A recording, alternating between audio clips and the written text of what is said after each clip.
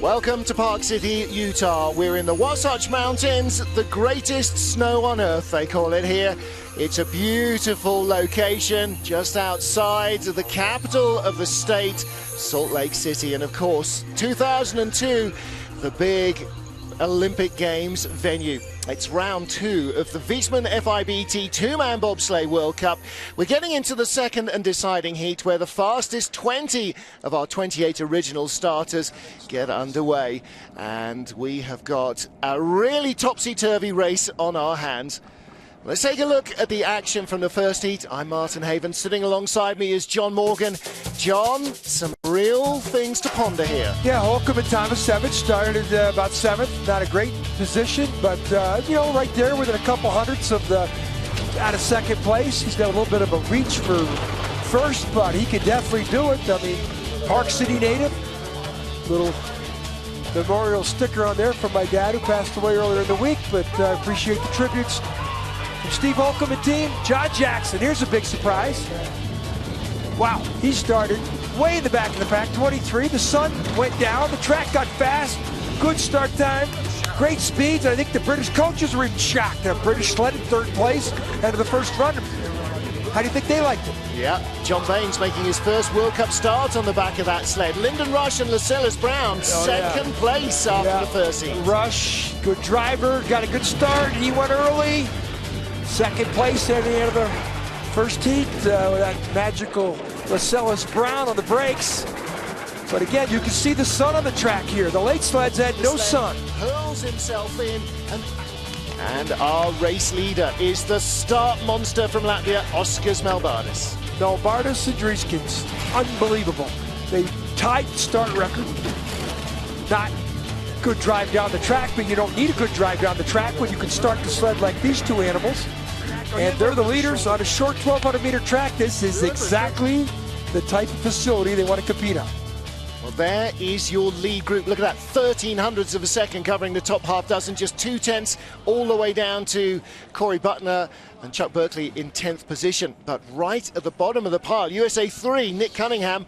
He was in 5th position in the 2man last weekend, 3rd in the 4man. Here he just makes the second heat. Rocky and Bullwinkle out among the fans. -1 ice. Air temperatures climbing, John, as the blanket of cloud comes over. But the critical thing is the ice surface is hard and fast. There's Drieskins, one of the Melbardis. No, it looks like Drieskins. That's Drieskins. That's the break, but he's huge. He's only 6'3", 250 pounds. Yeah, just a bit. Here's the draw, 20th to 1.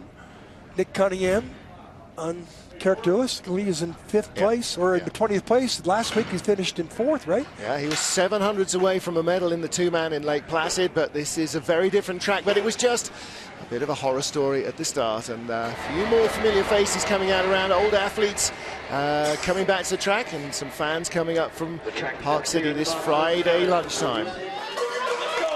The sled, USA 3 sled, 390 kilos, maximum weight for the 2man sled. Just under 700 for the 4man, and the difference, a little bit in the sled, most of it is just prime beef. Still some black magic. Oh yeah. Every team finds a way to get another 100 out of the technology, but it's all about athleticism on this track. This first 50 meters, bigger trump card to your finish time than it is on most tracks that are 1,400 or 1,500 meters. Here, you need the athleticism in the first 50 meters. Cunningham, bull rider, went to Boise State, decathlete, Monterey, California guy. His brakeman, Adam Clark. He's from Owington, Kentucky. 100 slower than their first run. And Cunningham, good run here. He could live in that leader's box a long time. Very surprised he was in 20th place after the first run. He was 100th off 19, so that's a definite task. But yeah, he could get up top 15 maybe. Beyond that, a little tricky. Good speeds though. Yeah, and again, we mentioned the sun was out for the first 10 or 12 sleds, and then the sun went behind the clouds. It got cloudy, temperature changed a little bit. We actually had a little bit of snow, and the track got faster. And that's why the British sit in 3rd, the Swiss sled, Rico Peter, sits in 7th. Well, Cunningham off a 48.82 slide. That's much better. That's the third of a second quicker than he managed in the first heat. What he's got to hope now is that Sun comes back out and slows the track down for the others. There's going to be a lot of people quicker in the second run, especially that first seat of 5 or 6 sleds. Well, the start. And look how early the brakeman is here. Now, this is, some teams don't do this. Watch how quickly the brakeman gets in here. It's Adam Clark. In and gets down with cat-like movements, we say. And now he's along for an aerodynamic ride. And look at the runner tips here. You're looking for friction. He's on the wrong side of that straightaway, but that's pretty good lines for Nick Cunningham, the bull rider from Boise State. Alexander Kazyanov of Russia. Only 2 Russian sleds made the cut, and he had to bump out his teammate Nikita Zakharov to get in. Max Belugin behind him. Again, for the Russians, unaccustomed to being this far down the order. Same as Nick Cunningham. Disappointing first heat, but from the other end of the draw. Well, we keep talking about it. You got the Latvians, that small little tiny Baltic nation. They're leading because they got 2 monster athletes pushing a bobsled on a short 1,200-meter track with a big start advantage. And I just don't understand why the Russians, who were hosting the 2014 Sochi Games, don't have a bunch of guys like that in the driver's seat pushing sleds. And, you know, this guy's a really good 4-man driver because he gets 3 big guys behind him, and he doesn't have as much of a start efficiency. But I'm really perplexed why the Russians are relying on negative start times, as I call them, in 2-man bobsled. And it's a little bit like that in women's bobsled, which is coming up later today. Yeah. +8, going to need to be perfect here. We call this the graveyard of time in this part of the track. Kilometers too slow. Yeah, see, you know, but he gave up. You know, look at the time difference in the start. Wow, look at that. He gave up a third of a second there, just in that lower portion of the track. Yeah. Wow, that's a tough run. 49.09, barely any quicker than his first. Of course, he came down 28th. So, John, he's had 20 minutes to get out of the sled, get it weighed, get his warm clothes on, get on the truck, get to the top of the track, and warm up again. Yeah, but here's the deal with him. He went late, and he had good ice to work with. Now the field's coming back to him. Look at the rudder tips. He's playing with them a little bit. That's friction. Now watch the driver and the brakeman. Watch the heads. He gets on this curve too late. Now watch, he climbs high, comes back down, and it comes off this curve late. You see that? He didn't make the mistake on the outlet of the curve. He made the mistake on the entrance to the curve. The take-on, as we call it. He was the last sled on the ice and second sled on the ice. That's a short turnaround in this big field. Now, big surprise last weekend was the performance of this French rookie pilot, Luc Costerg, with Romain Irish behind him. And he produced another good run as well. 28 sled field, making the cut. A third of your sleds nearly do not make the cut. So he's already in the top 2/3 of the field. Coached by the great French driver Bruno Mijon, bronze medalist in Nagano '98. We were impressed with this rookie last week in Lake Placid. The French, since Bruno Mijon, really haven't had any reputable competitor on tour. Mijon won the World Championship in '99, an Olympic medal in '98. France's only real medal in these sports, this sliding sport, for almost 40 years. I think we're going to see this guy a lot this season. He's really impressed. Don't forget, he's not slid in North America at all before, so he is learning these tracks. 6 training runs for 2- and 4-man combined. Well, I told you about, he went late. He had the overcast conditions, and you can see now Nick Cunningham went early with the sunny conditions. Look at that mistake there. Good speed. Look at this. He's going to be behind Cunningham by 3/10. Yeah. And that tells you, I'm telling you, there's good things. Let's take a deck of cards and let's shake them up. Yeah. We're going to see a lot of shake-up in the second run, especially for those 2 Swiss sleds, and I hate to say this, Martin, that British sled's in third. Well, I really think they took advantage of going late. Absolutely, but you can only play with the cards you're dealt. And Costerg, okay, he drops to the bottom of 20, but he's still in the 20. Yeah, still a good rookie debut for him, 2 weeks in a row. Yeah. Runner tips, we always say look at the runner tips, look for friction. He's got a skid going, the back end's going to come out. And again, watch the transition onto the takeout, look at the heads. Look at him, he's steering out too early. That sled's going to come back up on the outlet. He's probably going to come over a little bit late. Speed, second best speed of the 3 sleds, but 3/10 doesn't sound like much. 3/10 is a lot. Look at that skid. That's what that was what really nailed the coffin lid. That was that mistake if he drove out of that curve too early in the first part of it. Could be a good view from up there, right down towards the bottom of the track. Now, also in an unaccustomedly lowly position, Max Arndt to Germany. 17th? Are you kidding me? This is a little embarrassing for him. A 495 first start, that was a good load as well, 494. Now, we talked about Cunningham coming back to the field. Arndt, he went early, had an early start number. And this is another guy with more of a 4-man proficiency than 2-man. But 17th, you know, he finishes, he doesn't move up. He might not beat Cunningham, but if he doesn't move up, he might be sent back to Germany, because they're -7 to -5, perfect lines. He's going to need perfect lines because he's bleeding some time back. Now watch the head slap here on the exit, right there, good entrance. Now watch him here in the graveyard. We call this the graveyard of time. +6, no, I think Cunningham, but good speed, almost 130 kilometers, but Cunningham moves up. Look at Christoph Lang. You think he looks like a deer in headlights there? Yeah. You know, one of his teams get beat by Nick Cunningham. This is a former World Championship Olympic medalist, or World Championship medalist, junior world champion. They were 4th and 5th, him and Cunningham, last weekend in the 2-man in Lake Placid. They're hanging out down at the bottom end of the top 20, and for it's not a nightmare. It's not a horror story. Perfect pictures there. Now down here in the graveyard of time, this is where you can throw away everything. Best speed. Boy, I'm so what a little went wrong? perplexed. I think we got to go into runners. Look at this. Look at the sportsmanship in the sport. But he's a little shocked. He's going to, boy, I better do better in 4-man. Yeah, there'll be some butt kicking handed out. I don't know what the German for a can of whoop-ass is, but I bet Christoph Langen knows. Jürgen Loacker of Austria, 16th after the first heat. And he was only 800ths quicker than Nick Cunningham, our current leader. I'll guarantee you this. In Whistler next week and all the rest of the season, this Austrian sled will never be in front of Max Arndt unless Max crashes. And he went late. He's another one of them guys. Doesn't have a very good start time. So Nick Cunningham, I said, could live in that leader's box a long time. He's already lived there for 4 sleds. This could be, I got to believe he's going to pick this guy off because he's got such a negative start time. Let's see what Loacker can produce. 5:08 in the first heat.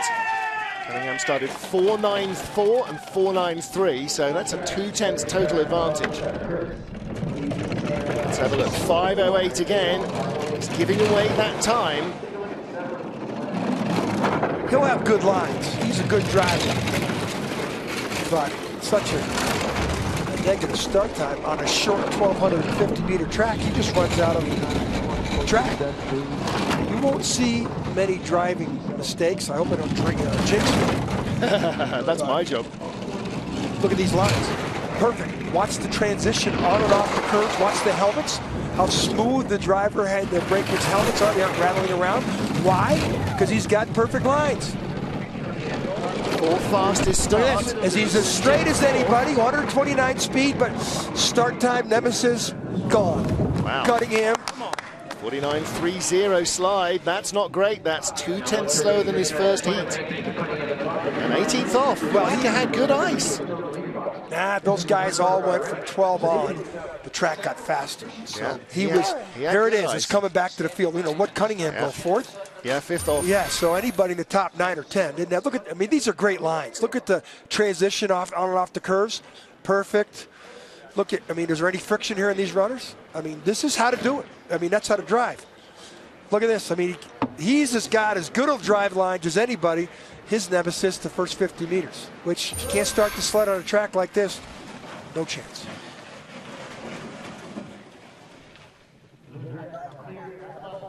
Nick Cunningham of the USA is our race leader. Lots of Canadian sleds and voices up at the top of the track now for Justin Cripps, our start record holder with Jesse Lumsden.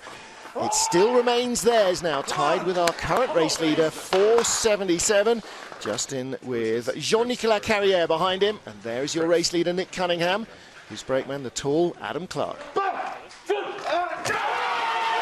Started 16th in the field in the first run. 494 start, so he should be around that. Brakeman had a little trouble getting in. 491, a better start. huge lead, 2,500s, but he just tapped out of curve one, and that's a real big no-no. Transition sunny. This is where it launches from 35 to about 70 miles an hour at about 150 meters. This track has got a great reputation for speed. Lots of curves. John, he's going behind. He has now lost some of his first round advantage. Now he's not smooth there. That's the lead over Cunningham. If he gets down to 128, low 128 speed, which is about 79 miles an hour, he won't be the leader. He's down to 19. Needs to be perfect in the graveyard. 128.311. Not enough. I think he's got it up by a couple hundreds. It's going to be close. There it is. Oh, 300. You were wrong. You said 2. I said 2. You can tell. I hate to say it. If there's any track that you could predict times on, this is the one. It's very easy. When you see that speed come up, and if you reference the speed, the fastest speed with that, you can sort of get a time management to figure it out. 2300s up in the first heat, comes through 300s in front, total time. He shakes his head. Yeah, didn't like that at all. So Justin Cripps, Jean-Nicolas Carrière, 2/10 slower on this run. Skid there out of curve one. Here, this isn't smooth. A lot of reasons why. He lost 2,500ths of a second down the track. Look at the coaches. Oh, thank God for that. Yeah. Well, wasn't the greatest run. Puts him in the lead for the moment. Good athlete right there. Now then, talking about surprises, last week a winner in Lake Placid in the 4-man, right at the front in the 2-man, Alexander Zubkov. Again, like Max Arndt, he's 14th. Now, he was first at a start draw number 7, rather. So again, in the warmest conditions, had the least quick ice. Well, he started 7th. He was in part of that group that was competing and the sun was out. Yeah. Now he needs to move up. 7th best start time. 490. We just saw Cripps go faster. This should be 88 or 89. But you got this 37-year-old. There's 87. So everybody's going to get a little bit quicker. Now the drive lines, you're going to see as good a drive lines as anybody. This is, you know, a Russian with a lot of talent. Won the World Cup 4-man event last week in Lake Placid. I got to believe that 21 is going to get up to 25 or 30 here in the next run. And he's not worried about the guys that just came down. He's worried about the guys coming behind him. He wants to move up. 14th after the first heat. He was a 10th away from 6th. That's how close this field is. So he could jump a long way up. 130 speed, 129.6, close. So he's got 3/10 on the field. There it is, 36. But that was to be expected. You got Zubkov, one of the favorites to win the gold medal in Sochi, if his 37, 38-year-old body can get to there. Oh, he'll get there. They might have to lift him in. This is the Andre Long of this Olympic quadrennium right here. This is the guy who won a silver medal in 4-man in Torino. And when he steps out of the sled on 4-man Sunday, it will be the last time we ever see him. Maybe his coach. Look at the rudder tips. Hey, you want to know how to do it? Right here. Look at the, you can see the brakeman shoulders though. Yeah. Look at these lines. I mean, come on, these are the guys down the middle. Yeah. Look at the speed. Only Arndt had better speed. Well, Zubkov went 2/10 quicker than his first heat, 2100s quicker than his first heat. That tells you a lot about the track conditions for those early few runners. Manuel Mahata perhaps didn't quite get so bad a draw of it. He was in 10th. The sun was starting just to fade a little then. Still 100th ahead of Zubkov. 18th best start time in the run, in the first run. Yeah. Very suspect. That tells its story, doesn't it? He's a good 4-man pilot, but I'm really, you know, worried about him as an athlete. His start times in 2-man are dropping more and more back. 496 there. That's only 100 better. Whoa. If you saw the replay there, again there, the rudder tips and both exits of those early corners were moving, which means he was a little late on exits. And look at the deficiency, 2/10. This is not, if it's a 1,400-meter track, he's got a chance. It's only 1,250 meters. So he's got to hit a perfect line. That's not perfect. He had the fastest speed, but he needs a lot more of that to try and catch Zubkov. 130-kilometer speed down here, 79, close to 80 miles an hour is his only chance. Graveyard, 132.3. Wow, that's the best speed. Unbelievable. What's that heat? My goodness me. Speed merchant. Wow. Wow. Okay. Wow. He was 100th quicker than Zubkov in the first heat, 100 slower in the second heat. Wow. That just made me sit up. Yeah. Everybody else, 129. We said somebody's going to hit 130. Look at the only guy with glasses in the field, spectacles. And Manny, well, this is your biggest mistake here, Manny. Your start time's not a very good start time, so you got to be perfect all the way down the track. Watch him on the exit of the curve. Watch the rudder tips. He's late on the curve. Look at the rudder tips. Ooh, I got to adjust. Friction at the top of the track when you're going slow, and he does it again. He was late on one, late on two. Look at the coach. Not a good day for Christoph Langen. He's still got one left in the top six. Look at the two of them are perplexed. Joint leaders. Well, do you know, again, the gaps are so tight, they could easily leapfrog 4 or 5 places, the two of them. Of course, they might not, and that's the beauty of this sport. 12th place after the first heat, Simone Bottazzo of Italy. Desperately trying to recover his two-man form from a couple of years ago. It all starts here with the getaway. 490s, not world class anymore.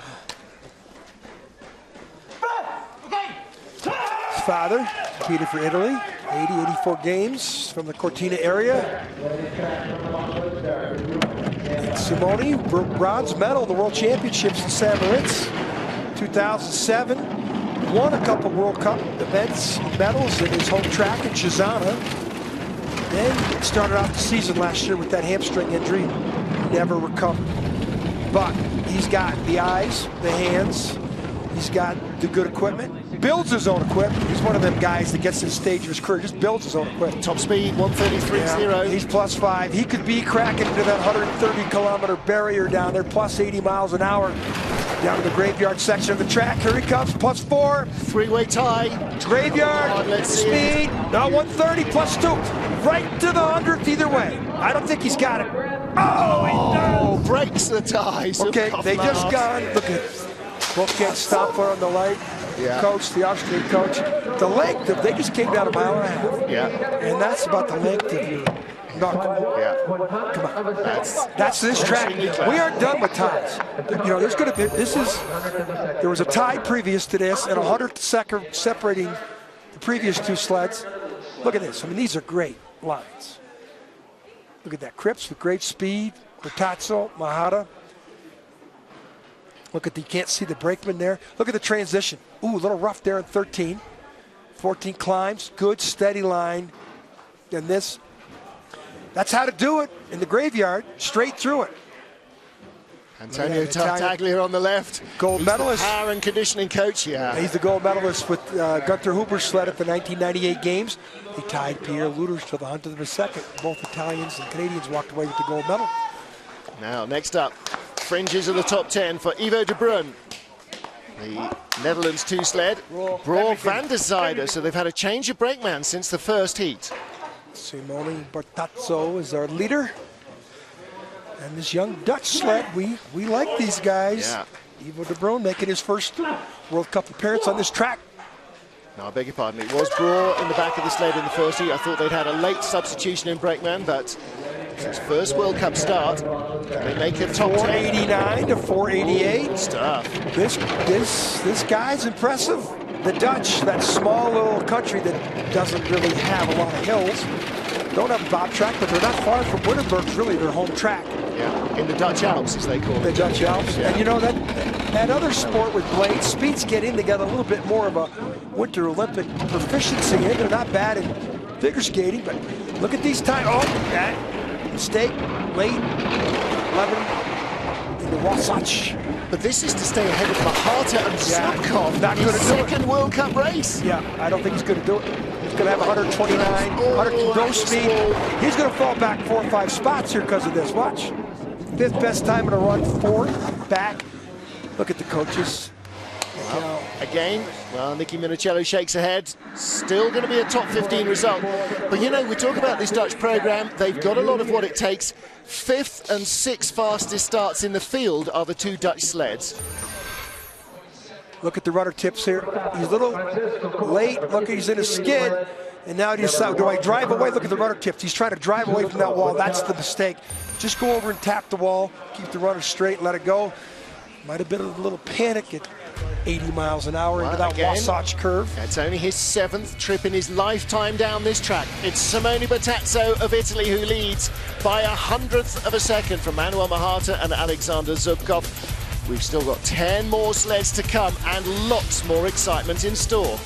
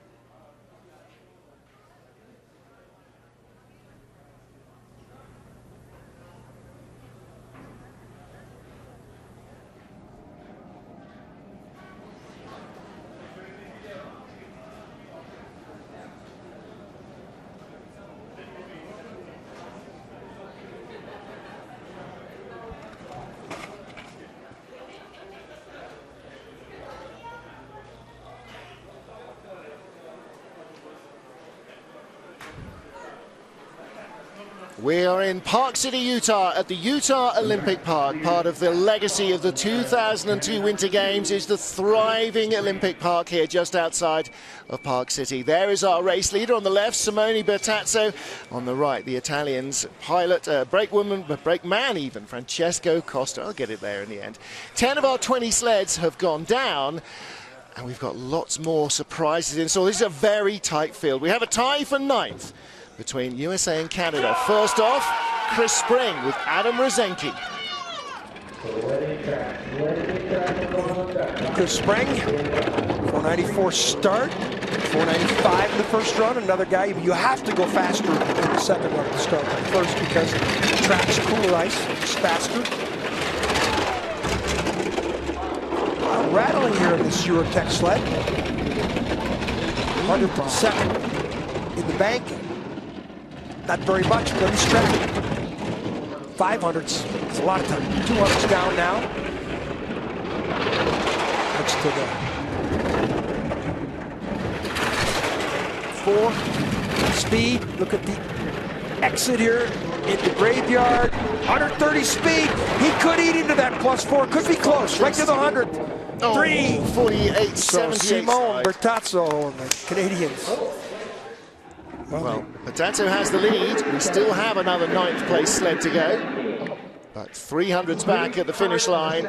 He had the best speed though, 130.3 down at the bottom of the track. Beg your pardon, second best, Mahata was 132.3.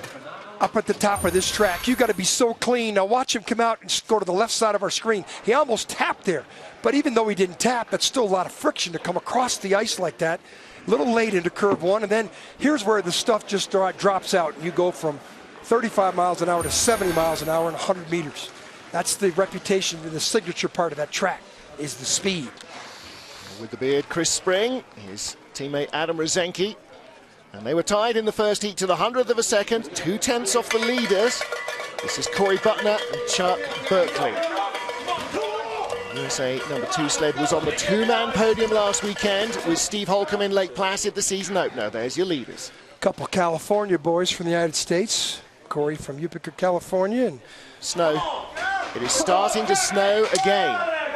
So they need to get going now before that becomes a hindrance. Berkeley's from Walnut Creek, California. John, we saw the tiniest little flurry of snow in the first heat for maybe 2 or 3 sleds. Didn't seem to have a major effect. Berkeley's about 6'5". He's got to get in there behind Corey Butner with an aerodynamic proficiency, and he does that well. He's a very experienced brakeman. Now, on this track, you need to have a very experienced brakeman behind you, but feels his weight. He doesn't sit in there like a sandbag. He sits in there with an aerodynamic proficiency and feels himself down the track, and there's no movement allowed in the back of that seat. And you want to look, can you see the brakeman all here? A little bit. That's that aerodynamics that go over the top of the sled, comes out the back of the sled. We call that dirty air. -7, speed. Gonna need 129, high 129, near 80-mile-an-hour speed. 130, good speed. Good run for Corey Butner. Didn't do well in the two-man last week, and he's much better. He was like in the 18th position last week. Coach Brian Scheimer knows that's a good run. It's a reversal of fortune for Butner. Last week he was, oh yeah, he was third. Excuse me, I take that back. It was Cunningham wasn't good. Yeah, Cunningham in the four-man he did that. I take that back. Yeah. Wow. Much better second run for Corey Butner, but he went early. That could be a shout for a medal as well. I tell you, he went early. We talked about take that deck of cards and shake it up. A little high there. Can we see the brakeman back there? We see him bounce a little bit. Look at the edge of the track as well. The rough ice that you get right up to the wall, you get into that, that's got to slow you down. Look at this, good speed. Yeah. Hey, you crack 130 kilometers. It's about 79 and change miles an hour, close to 80. Berkeley on the right. Yeah. He went to Cal Berkeley, track and field athlete. Chuck doesn't look up to too many people, does he? Edwin van Kalker of the Netherlands then, 8th place, just 1800ths of a second off the lead in the first heat. Berkeley might look up to these guys. These are 6'5" and 6'6" right here, respectively. It's a clear bag. It's Corey and Chuck, Edwin van Kalker and Sybren Jansma, his brakeman. 5th fastest start in the field in the first heat. 2 big dudes, really athletic.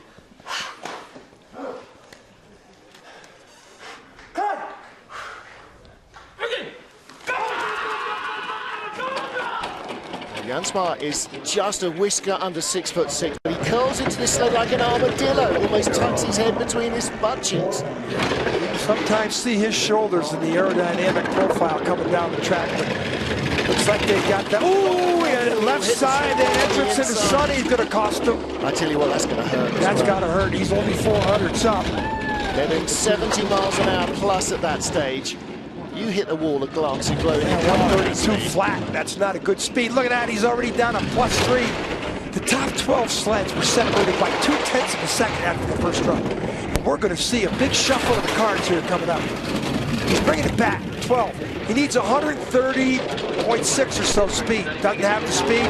He's going to fall back 5 places from that mistake in the entrance to curve 4. Shakes his head. Shakes his head. He's crossing the line. 8th best time. Look at the coaches. Hey. That's his brother Arnold on the right. Look at this. He knows. Yeah. It's all over. In this track, you make a mistake before the launch pad of the track, which is curve 4, you get no chance. And he just made the mistake. Sybren shakes his head. You know that the brakeman got a lot of a rattling from that. Well, great start by the tallest team in the competition. Watch these 2 huge men get in with cat-like movements, we like to say, and get down with an aerodynamic profile. But then it doesn't matter here. Watch this. This is at a curve 3 and a 4. Watch him come to the left side of our screen. He nicks the wall. Look, and taps. Sayonara with your time there. That's as big a mistake as you can make any place in the track. He knows it. Yeah. Just dreadful.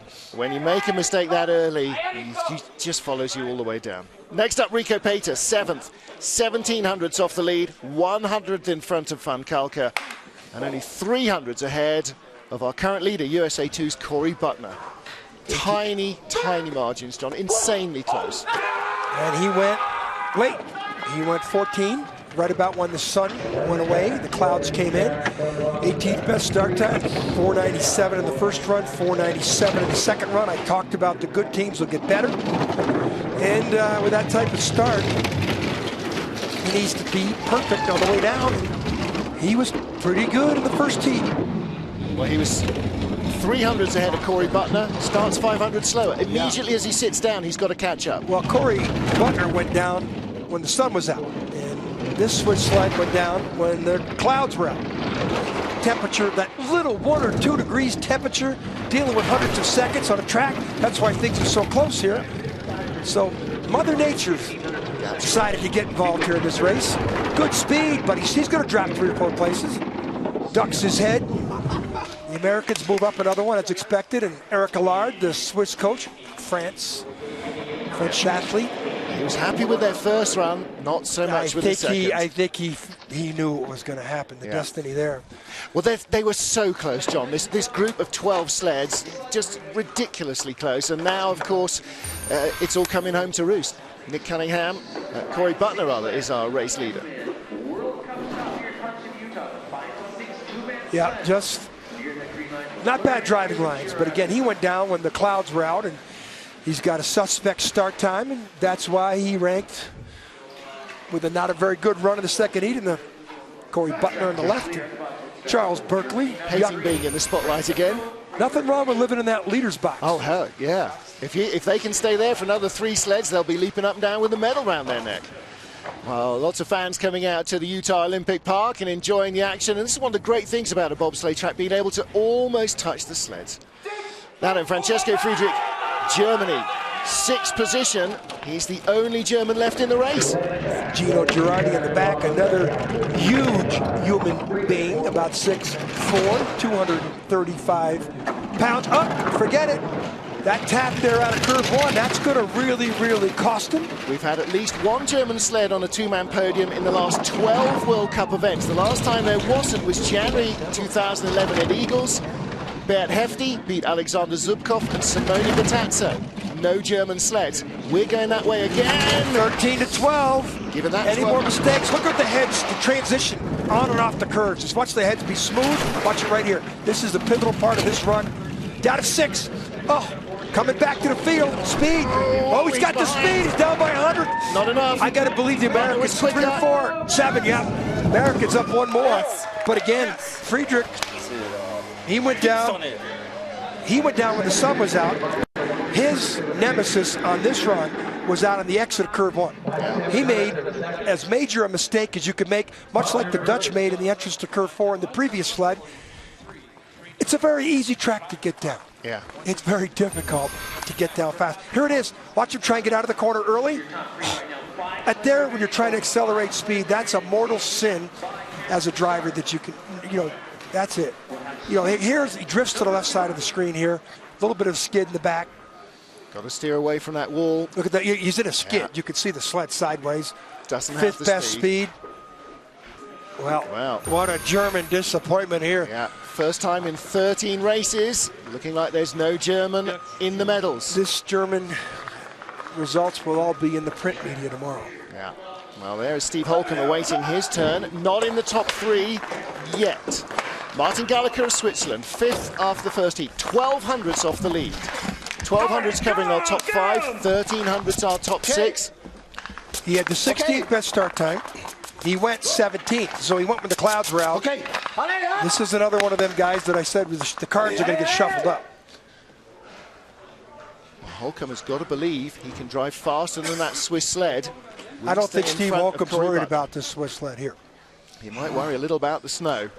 He does not want the local if weather to If I'm the coaches, I go immediately. That light turns green, you got 30 seconds to go.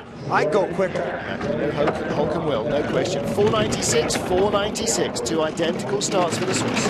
This will be a good line, but the start time of 496, he's got to hit a Grand Slam home run to be at the top of the leaderboard here at the bottom. That means perfect lines. He's a good driver. He's medaled before the World Cup Tour a couple of years ago, but we haven't seen him for 2 years. He's only in the field because of the injuries to the Beat Hefty and the Swiss #2 pilot. That's the only reason he's even here in North America. He is behind Butner on speed and going behind him on time. Corey Butner will hold on, surely, at the end of this run. He's just bleeding time all the way back and into the graveyard. 129 speed, probably. They're 127. Worst speed. He's going to fall 7-8 places. I told you the deck was going to be shuffled. 12 fastest time in the run. 10th place with 4 to go. Here's one of the reasons why that deck of cards would get shuffled up. I was pretty shocked to see him up there. Yeah. Well, we've got a couple more shocks to come as well in our top 3. We've got that British sled. Don't even go there, John. I may remain silent for that run. Well, now it's the big moment, though, for Park City, because Park City resident and reigning double world champion Steve Holcomb is getting ready to go. He's at the top of the track. Now, he does not want the local weather gods in the Wasatch Mountains to jinx him. Steve Holcomb and Kurt Tomasevich. Well, last week he had a different brakeman, Holcomb, and he went out. He won the 2-man world championships, and then last February, then he came out and he blew the field away in Lake Placid. And you know, Steve Holcomb never known for 2-man proficiency, but since he's got a start time, and I think really Steve is concentrated on improving his fitness, and Holcomb really set a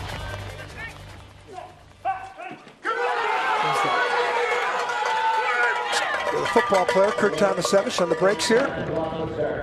If Holcomb could win today, it would be the first. We're going to start 45. Wow. It would be the first back-to-back wins in 2-man for the USA since November 2001, when Todd Hayes won races in Lake Placid and Calgary. That is a long time coming.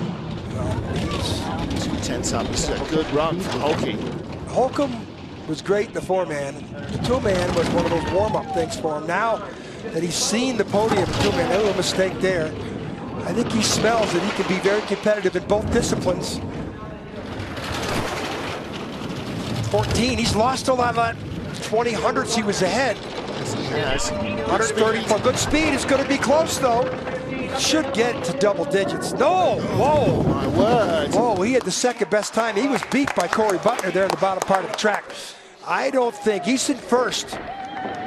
That's a good run. I would predict right now that's going to win a medal. He could well be on the podium, but will that take gold? I don't know. I could not visually see, other than the mistake in Albert's Alley in the straightaway before Wasatch. Good start. You know, the Nebraska football player from Shelby, Nebraska on the back, Kurt Tomasevich. Holcomb from here in Park City. Good starts. This is the drift to the left side of our screen. He's not steering away. But on that rough ice, the front runner, that's like hitting standing water in He was 20 hundredths ahead up at the top of the track, only 3 hundredths at the bottom. He thinks that's a medal run, and I think he might be right. And he's going to need some help from those yet to come, and that includes Great Britain. John Jackson and John Baines making his World Cup debut in the GB1 sled, third after the first heat. Now here's the stat for you. Great Britain have only had one top 10 result this century. Dewdrop Morgan, who passed away this week, being remembered by the US bobsleigh fraternity. Morgan family's very appreciative of Steve Holcomb wearing that sticker. Sled built by Hilti. I mean, Hilti used to be if you got a Hilti sled you could buy in the 80s, if you were an American, you put up all the money you got to get a hold of a Hilti sled. He's still building them once in a while, but Hilti sleds were the sleds of choice. Silverman now coaching Panama's team in the American Cup, North American Cup. This is a bigger run as John Jackson's ever had in his life, and he went late, and that was the advantage. 493 getaway, little slower than his first heat. He's 16 hundredths back in third place at the moment. 24th in the first run when the track was really cooled down. And good start, but you can see he's 2/10 off the pace. He might bring that back to single digits with good speed. A couple kilometers down on speed. So the deck of cards continues to be shuffled. The 12th best time of the run. Drops to 8th. That'll be a top 10 finish, but no better. All things being equal, I think that's normal for John Jackson to have about the 12th best time of the run. So still a good finish for John. Took advantage of the first heat, the cloud cover and Mother Nature. Put himself in medal position. Still good to say you were in third place at the end of the first run. He'll be disappointed with that finish. Real rough transition there in the end of 13. Watch him climb high, down, up, and watch him on the exit of, look at the runner tips here, speed, 15th best speed. Yeah. That tells you a lot about the first heat draw. It was a real good advantage for John Jackson. Normally coming 24th in a field of 28, you wouldn't think that's an advantage. Sarah Reid of Canada, Melissa Hollingsworth, Cassie Horesh all slid in the women's skeleton race. And they are up the top cheering Lyndon Rush, who is 800ths off gold here in Park City, Utah. There's your race leader, Kurt Tomasevich, my broadcast partner from last weekend, and his driver, Steve Holcomb. Holkey could yet win this. Well, 486 in the first run. Lascelles Brown. They should match that or get better. Ooh, Brown taking a long time to find in. 200s. That's exactly the lead he's got on Holcomb. The lines, he's got to be quiet up here. No mistakes allowed. But Holcomb didn't have a great run. That's equal to Holcomb's speed. 6. So that means he had better lines up top. Remember, Holcomb lost a lot of time up top. Holcomb went from -20 to -3 at the bottom. So this looks like Lyndon Rush is putting a run down and putting a lot of pressure on Mel Bardis. And Lyndon Rush won last year. Ooh, how did that happen? Well, there's been a few crashes in skeleton. There's been a couple in bobsleigh as well. Wow. 12 to 13 is 11, 12, 13. A really difficult series of combinations. And he's gone. He is out of it. Holcomb, 19th place he finishes. He still gets World Cup points. Yes, he does. I'm shocked. I'm shocked, and he will be very sore after that as well. I think Manuel Mahada, that's where he tipped over. Yes, it is. In the practice. Exactly right. This is a very easy track to get down. It's very difficult to get down fast. And I think the really good drivers decide, I'm not going to steer down there. Yeah. I'm going to let it go. And I think that's what happened to Lyndon Rush. Yeah. Team are down there with them. You saw Graham Richardson, the coach, looking pretty tense. Lyndon is out. You see there's the visor from the helmet. And again, Pierre Luders would say that doesn't happen with goggles. Rescue crews are down there, the track workers, teammates. Black cap on the right, RJ, the track boss. Both athletes are up. Yeah. I don't think they're in a very good frame of mind. No. Well, there'll be some physio going on afterwards. And I bet you if we asked Lyndon Rush, Lyndon, what'd you do? I just didn't steer. Yeah. He didn't need to. He was going to bend the leader. Yeah. Bend the leader easy. But he got in there in the apex of the curve. I think he rolled into the curve, which... Late off, and the sled is going the wrong way as you try and turn it onto the corner. Weird. Yeah, great start. 100 better. And he great lines up top. He was way better than Holcomb up here. Holcomb, lost all of his lead up top of the track and held on.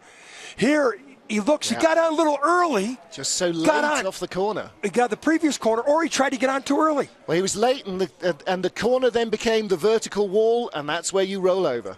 It's almost like I wish I had that camera turned around the other way. You could have seen where he came off. Yeah. Here's where he is. Look, he goes down, then he goes back up in the outlet. That was late, as you said, Martin, and he tipped. He hit going in. He's on the wall. He's still on the corner when it stops being the corner and it's a vertical. And it's again, that's what you do on this track. You let it fly. You try and steer as little as possible. Oh, look at the coaches. And they know that was potentially a gold medal winning run. That means both American sleds are in the medals then. Yeah. So Holcomb, if they give us, I think Holcomb's is the leader. He's the race leader. And Butner, I think, is in second. Unfortunately, our timing screen is still playing up and will not tell us useful information like that. Let's see what it gives us. No, it's still playing up, I'm afraid.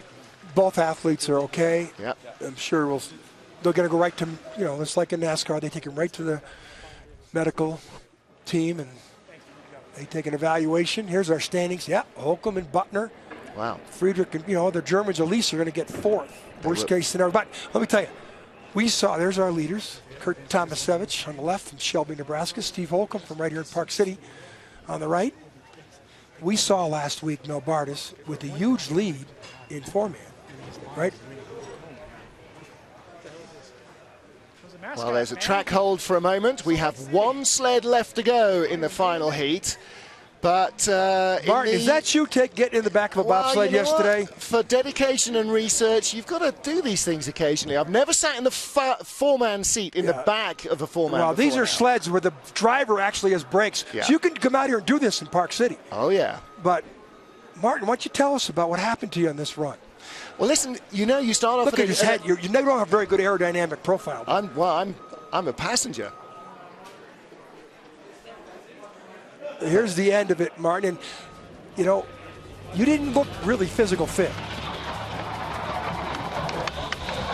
Martin, here's what he had to say when he got out of the sled. That is breathless. That is intense. This track accelerates so quickly. From 4 down to 6, they get up to maximum velocity quicker than anywhere else on the track. And from 6 on down through Albert's Alley, it is relentless. The G-forces, 3-4 Gs, you can feel it in your back, in every fiber, and the speed never abates.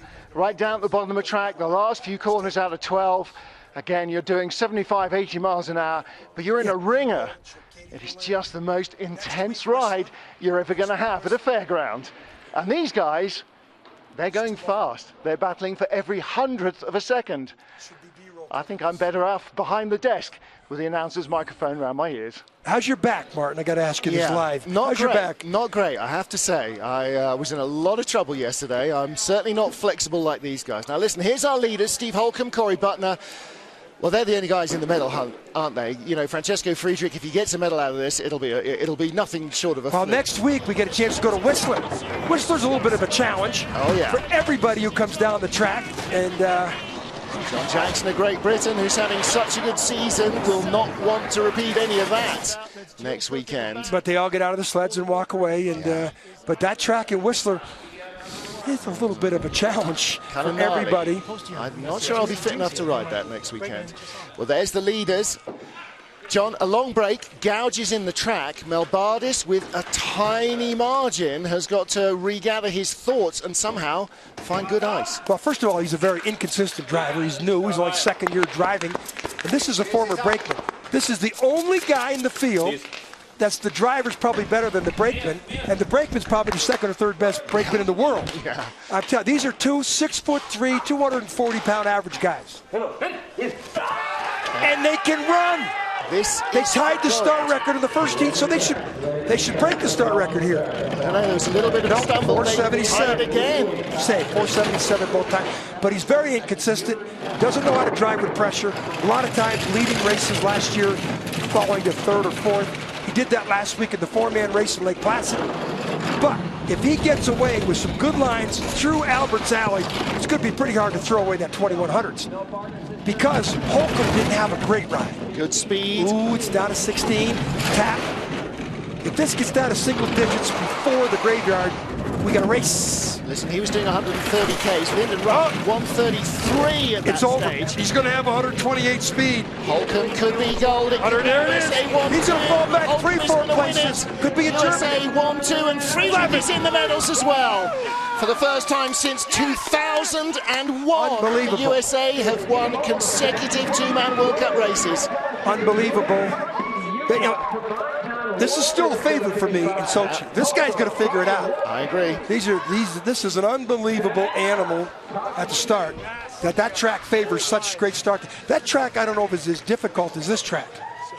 This track's very difficult to get down for drivers. And we just saw right there. I mean, Holcomb's had more, probably 500 more trips than Melbardis on this track. Steve Holcomb from Park City, Utah, wins gold. Look at the size of these guys. Yeah. That is quad central, isn't it? These are NFL linebackers. But I think I agree with you. It looked like a rough load in there. Yeah, not a great load. And these aren't wide receivers. These are tight ends. Look at the drift. His speed was gone. I predicted it. I saw the time go off like that, and I predicted 128 kilometers. Holcomb, Tomasevich. Wow. Hey. Well, maybe a little good luck memento there. Remembering Dewdrop Morgan. Steve Holcomb not only carries his name on the sled, but to the gold medal position as well. Well, little skid there. Holcomb didn't have a great second run, but neither did Melbardis. Steve Holcomb on his home track, takes up another gold medal. And I think Stevie Holcomb got a little different profile than they used to with two-man bobsleigh. Here's our standings coming up. Holcomb, Corey Butner, and Chuck Berkeley. Couple guys from California. The Germans sneak into a medal. They had no chance, looked like, for a medal. The Latvians slipped to fourth. John Jackson of Great Britain. We'll be back with the interviews right after this.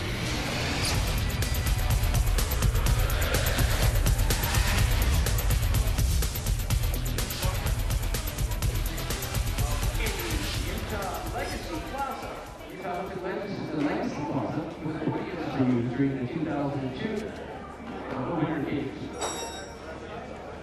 You get an opportunity to visit the beautiful Alpha Germany Museum. So once again, ladies and gentlemen, Holcomb, Kylan USA Slender 1, teammate Corey Butner, finishing the 1-2 USA finish. Frank, middle parties. Third round, so we get Kylan 1-2, 3, 4, and 5. And let's go to the code. The pilot finishing up the top 6. Super Chaka, tied to the 600 official spot. Correction, the awards will be held alongside the agreements to the bobsled competition. The women's race competition starts approximately an hour and 5 p.m. We'll have awards presentation from both 2 and 200 bobsled competition. And on this evening,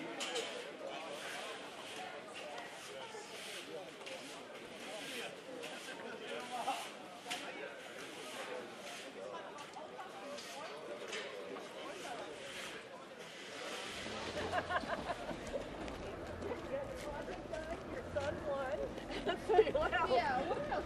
Good day. Yeah.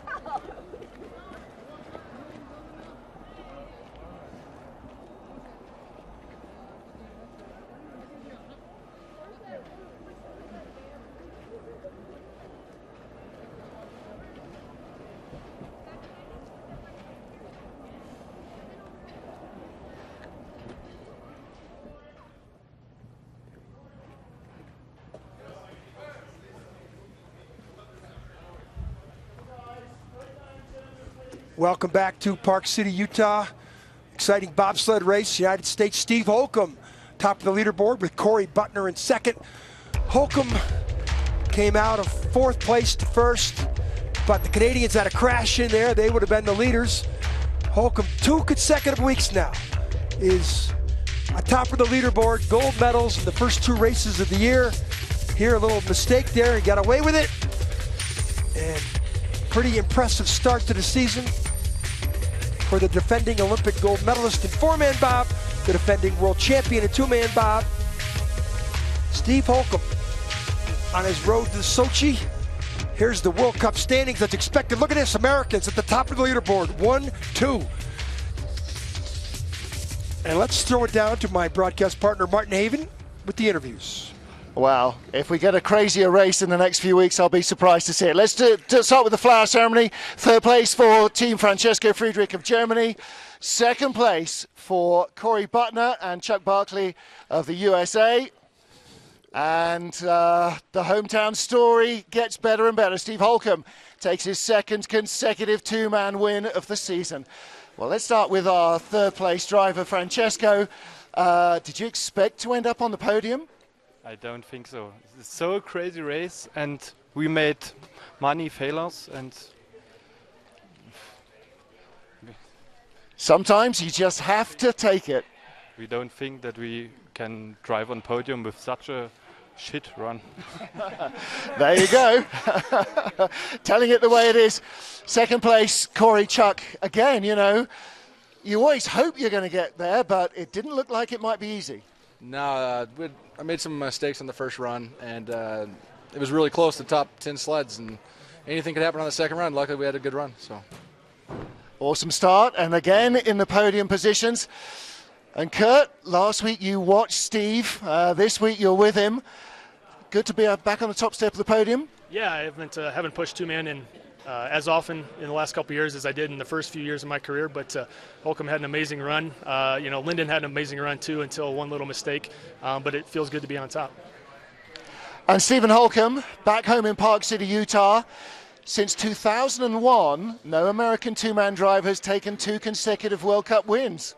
Really, that's actually quite astonishing. That's awesome. I'm pretty excited to be able to break that record.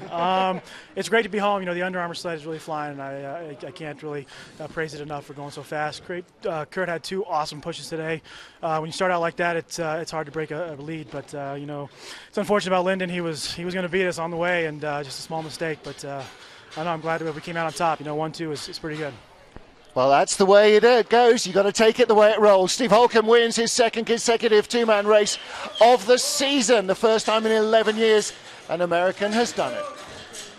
Very interesting bobsled race here at Park City.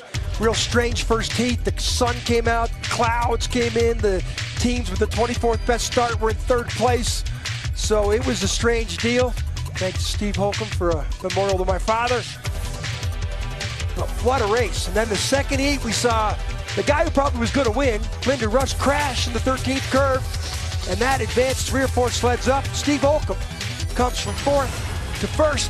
Here's the crash. Lyndon Rush. Boy, I'd like to talk to Lyndon about what happened there. So for all my broadcast crew here in Park City, Utah, we'll see you in a couple hours for women's bobsled. This is John Morgan. See you the next time.